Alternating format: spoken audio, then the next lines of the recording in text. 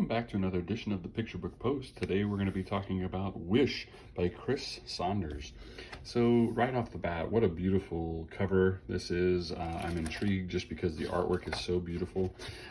It is the story of a rabbit that has some, looks like dandelion little petals land on him, and so he believes it's a wish. And so he decides to go off on this journey to ask his friends, what would you wish for if you had a wish? And so they all give him their different ideas. And the fox wants to, the fox wants to be a writer. The mouse wants to be a pie. He goes forward and he goes and sees the bear, and the bear wishes that he could have a boat to travel the oceans. And eventually the rabbit makes a wish that people that are small can feel uplifted, and that he wishes everyone has inspiration and adventure.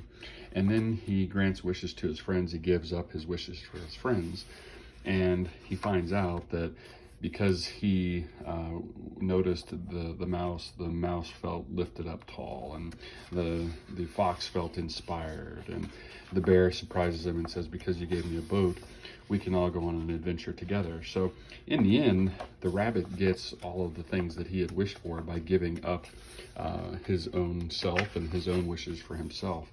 And so it ends up being a sweet story. I think number one, the artwork is really awesome. I mean, that's some pretty great kid-lit art in there.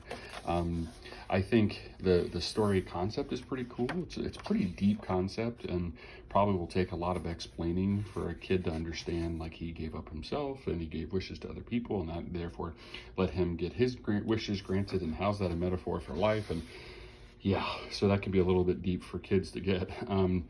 So the only other thing that I would say it's a little bit of a hang up for me is that it's all told in rhyme. And because of that, it feels really clunky. The writing just feels like, like he had to force certain phrases to fit in, and it ruined an otherwise cool tale just by having to force itself to be rhyming the whole time.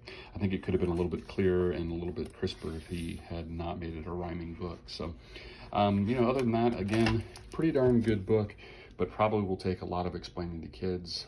They might just love it because of the artwork, but I'm not sure how in-depth they're going to get with this really kind of deep book. So anyway, that's all she wrote. Thanks for listening, and we'll talk to you next time on the show.